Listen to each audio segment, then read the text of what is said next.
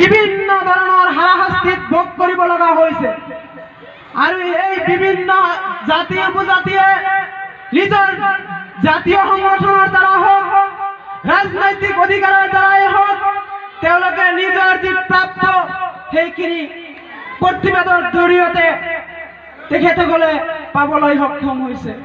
কিন্তু অসমত এটাই আমাৰ মানুহ আছে যি মুছলমান বুলি আমাক অভিহিত কৰা হয়, মিয়া বুলি কোৱা হয়।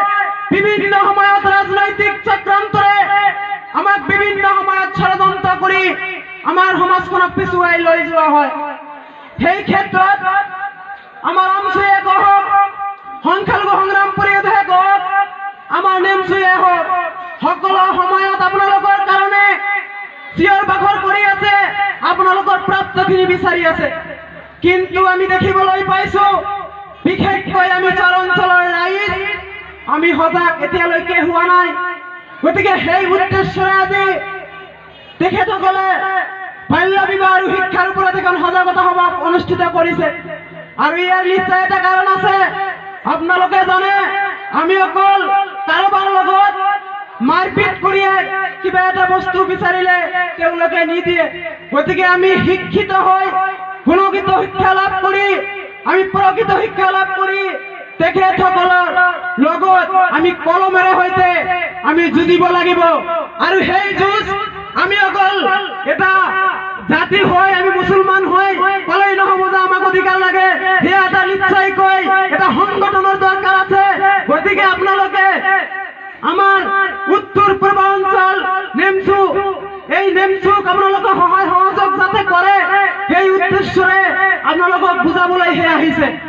আৰু ইয়াতে দিছে বাল্য বিবাহ দিয়াৰ আগতে আপোনালোকে চিন্তা কৰিব লাগিব যে আমি বাল্য বিবাহ কিয় কৰো। গতিকে মোৰ সময়ত চমুকৈ গতিকে মই চমুকৈ কম, আপোনালোকে সহজতে বুজি ল'ব যে বাল্য বিবাহ কেতিয়া কৰে।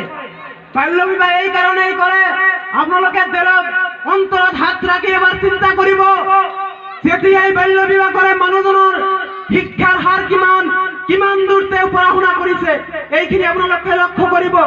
যিজন ব্যক্তিয়ে প্ৰকৃত শিক্ষা লাভ কৰি নিজে যেতিয়া ভালদৰে পঢ়া শুনা কৰিব তেওঁ পলাই নাযায়, জড়িত হ'ব লাগিব আৰু সংগঠনত জড়িত হৈ যি আমাৰ প্ৰাপ্য আমাৰ যি অধিকাৰ সেয়া আমি চৰকাৰৰ পৰাই হওক বা নিজৰ অধিকাৰেই হওক সেয়া আমি দাবী উত্থাপন কৰিব লাগিব।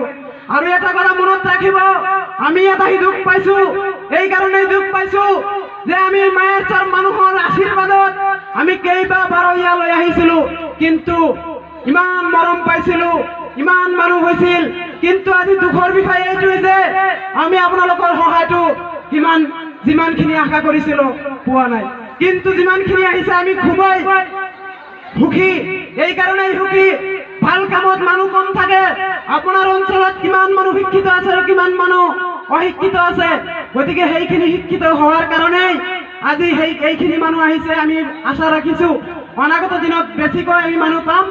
গতিকে আমি চমুকৈ শেষ কৰিম। এটা কথা আপোনালোকক জাষ্ট ক'ব বিচাৰিছো, যিহেতু সময় কম। আপোনালোকে বেয়া পাই আছে নেকি? বেয়া পাই নাই? কম ঠিক আছে। আমি এটা গল্প মাছখন বিদ্যালয় খুলিছিল আৰু সেই বেঞ্চাৰ বিদ্যালয় খুলি এতিয়া গাঁৱে গাঁৱে চৰ অঞ্চলতে বেছিভাগ বেঞ্চাৰ স্কুল হয়, আপোনালোকে নিশ্চয় জানে। সেই বেঞ্চাৰ স্কুল খুলি তেখেতসকলে বিচাৰিছিলে আপোনাৰ ল'ৰাটো দিয়ক, আপোনাৰ ছোৱালীটো দিয়ক, মোৰ বিদ্যালয়ত পঢ়া শুনা কৰক। কিয়নো তেতিয়া সেই সময়ত যেতিয়া বেঞ্চাৰ স্কুল আছিলে তেতিয়া টাউনত গৈ পঢ়া শুনা কৰিব লগা আছিলে। সেইকাৰণে যেতিয়া তেখেতসকলক প্ৰেছাৰ দিছিল, এজন ব্যক্তিয়ে ভাবিছিল মই কষ্ট কৰি ল'ৰা ছোৱালীক ডাঙৰ দীঘল কৰিছো আৰু মোৰ এই ল'ৰা ছোৱালীয়ে তেখেতে চাকৰি কৰিব, তেখেতে কিবা এটা, তেখেতসকলে পঢ়া শুনা নকৰাই ল'ৰা ছোৱালীখিনিক কাম কৰাইছিল। আৰু যিসকলে তেখেতসকলে বুজা নাছিল তেখেতসকলে যিহেতু সমাজৰ শিক্ষক, গতিকে তেখেতসকলে যদি কৈছে আমি ল'ৰাটো দি দিওঁ, এই চিন্তাধাৰাৰে তেখেতসকলে যেতিয়া পঢ়াইছিল। এতিয়া দেখিবলৈ পোৱা যায়, বাস্তৱতে দেখিবলৈ পোৱা যায় আৰু সেই হিষ্ট্ৰীটো পোৱা গৈছিল। সেই সময়ত যে মাষ্টাৰৰ শিক্ষকৰ ভালৰ কাৰণে অকল চাকৰিটো পোৱাৰ কাৰণে যেতিয়া ছাত্ৰ দিছিল, তেখেতসকলৰ ল'ৰা ছোৱালী আজিৰ দিনত প্ৰফেচাৰ হৈছে, কিবা ডক্টৰ ইঞ্জিনিয়াৰ হৈছে। আৰু যিসকলে ভাবিছিল মোৰ ল'ৰা ছোৱালী দি তেখেতসকলক খোৱা লোৱা কৰাই আছো, তেখেতৰ স্কুলত নিদিওঁ। এতিয়া আজিৰ দিনত আপোনালোকে বাস্তৱে গাণ্ডাৰ মূৰ্খ বুলি আমি কওঁ না, সেই গাণ্ডাৰ মূৰ্খ হৈছে। গতিকে আপোনালোকে এইটো নাভাবিব যে নেমচুৰ সভাত আমি নাযাওঁ, নেমচুৰ সভাত নগ'লে এটা জাতীয় সংগঠন শিক্ষাৰ হকে জাতিৰ হকে সদায় মাত মাতি যাব। কাৰণ সকলোৱে বিচাৰে নেমচু আগুৱাই যাওক, অসম সংখ্যালঘু সংগ্ৰাম পৰিষদ আগুৱাই যাওক বা আমচু আগুৱাই যাওক। কিয় বিচাৰে? নিজৰ জাতিৰ কাৰণে। কিছুমানে আছে তেনেকুৱা ভাবিব, তেওঁলোকৰ লগত লগ নিদিব। আমি আশা ৰাখিছো ইয়াৰ পিছত যি সভা এই অঞ্চলত যতেই নহওক, যেতিয়াই শুনিব এটা সংগঠনে সভা পাতিছে, তেতিয়াই আপোনালোকে যাব বুলি আমি আশাবাদী। আৰু আপোনালোকক আশা বিচাৰি মই সদৌ শকত মোৰ ক্ষমা বিচাৰি সকলোকে আশীৰ্বাদ কৰিবলৈ অনুৰোধ জনাই, আপোনালোকৰ সুস্বাস্থ্য কামনা কৰি আমাৰ নেতৃবৰ্গক ধন্যবাদ জনাই, আমাৰ সভাপতি ডাঙৰীয়াক সময় দিয়াৰ কাৰণে ধন্যবাদ জনাইছো। এইখিনি কৈ মই চমু বক্তব্য সামৰিছো। জয় আই অসম।